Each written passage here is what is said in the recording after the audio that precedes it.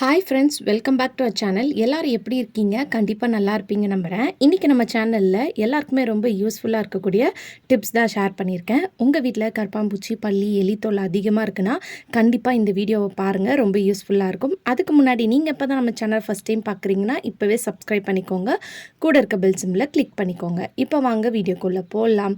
இதுக்கு நான் இங்கே கம்ஃபோர்ட் தான் எடுத்திருக்கேன். இப்போ இது கூடயே பாதி வெங்காயம் எடுத்துக்கோங்க.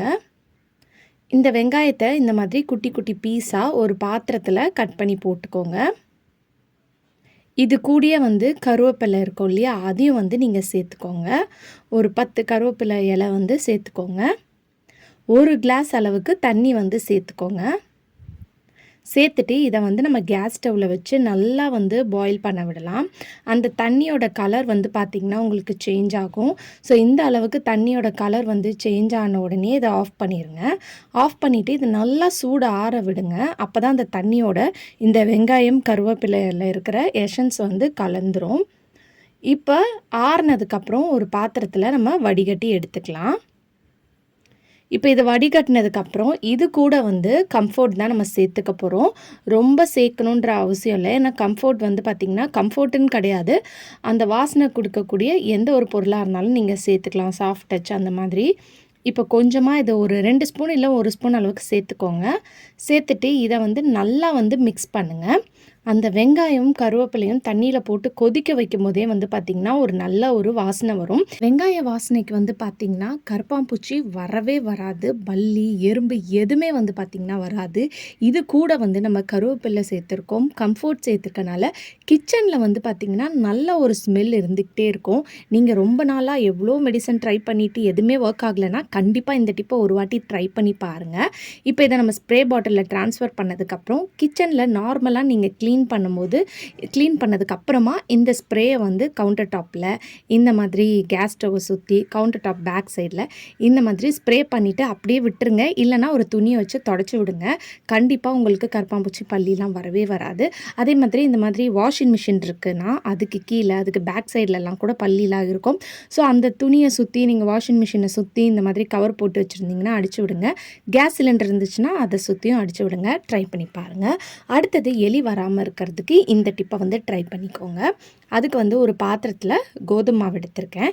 நீங்கள் மாவு வகையில் எதாக இருந்தாலும் எடுத்துக்கலாம், கடலை மாவு, மைதா மாவு. இதை நல்லா சப்பாத்தி மாவு பிசைகிற மாதிரி பிசைஞ்சு எடுத்துக்கோங்க. இப்போ கற்பூரம் தான் எடுத்திருக்கேன். இதை அந்த கவர்க்குள்ளேயே வச்சு இந்த மாதிரி நல்லா நசுக்கி நம்ம பவுட்ரு பண்ணி எடுத்துக்கலாம். இப்போ நம்ம பவுட்ரு பண்ண கற்பூரத்தை ஒரு பிளேட்டில் ட்ரான்ஸ்ஃபர் பண்ணிக்கோங்க. இப்போ இது கூட நம்ம பேக்கிங் சோடா சேர்த்துக்க போகிறோம். நீங்கள் கற்பூரம் இல்லைன்னா அதுக்கு பதிலாக பழைய மாத்திரை, எக்ஸ்பிரி ஆன மாத்திரை இருந்துச்சுன்னா கூட சேர்த்துக்கலாம். இப்போ இது கூட நம்ம கம்ஃபோர்ட் தான் சேர்த்துக்க போகிறோம். இதை சேர்த்துட்டு நல்லா கையை வச்சு மிக்ஸ் பண்ணுங்கள். கொஞ்சம் தண்ணியாக இருந்துச்சுன்னா இன்னும் கொஞ்சம் நீங்கள் ஒன்று கற்பூரம், அப்படி இல்லைன்னா பேக்கிங் சோடா எதாக இருந்தாலும் குவான்டிட்டி அதிகமாக சேர்த்துக்கோங்க.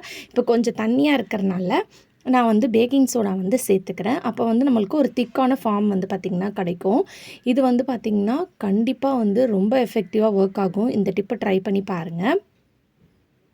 இப்போ நம்ம ரெடி பண்ணி வச்சுருக்க அந்த மாவை எவ்வளோ பால்ஸ் உருண்டைங்க வேணுமோ அதுக்கேற்ற மாதிரி நீங்கள் உருண்டைங்க எடுத்துக்கோங்க.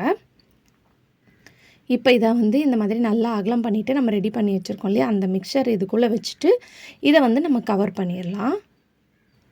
ஸோ இதை நீங்கள் கார்டனில் இல்லை காரில் உங்களுக்கு எங்கே எலி தொல்லை அதிகமாக இருக்கோ அந்த இடத்துல வச்சு விடுங்க. இதை சாப்பிட்டதுக்கப்புறம் உங்கள் வீட்டு பக்கமே பார்த்திங்கன்னா வரவே வராது. ஸோ இந்த மாதிரி எவ்வளோ பால்ஸ் இருக்கோ அதிலலாம் இந்த மாதிரி வச்சு நீங்கள் ஸ்டஃப் மாதிரி வச்சு உருண்டை பிடிச்சிக்கோங்க. கண்டிப்பாக இந்த டிப்பை ட்ரை பண்ணி பாருங்கள். இந்த டிப் பிடிச்சிருந்துச்சுன்னா கண்டிப்பாக உங்கள் ஃப்ரெண்ட்ஸ் அண்ட் ஃபேமிலிஸ் கூட ஷேர் பண்ணிக்கோங்க. இப்போ நான் இங்கே கிச்சன் கவுண்டர் டாப்பில் வைக்கிறேன். ஏன்னா நம்ம ஸ்ப்ரேவும் அடிச்சுட்டு இதுவும் வைக்கும் போது ஒரே சமயத்தில் நம்மளுக்கு எலி, கரப்பான்பூச்சி, பல்லி எல்லாத்தையும் பார்த்திங்கன்னா வீட்டை விட்டு விரட்டிடலாம். ஸோ கண்டிப்பாக இந்த டிப்பை ட்ரை பண்ணி பாருங்கள்.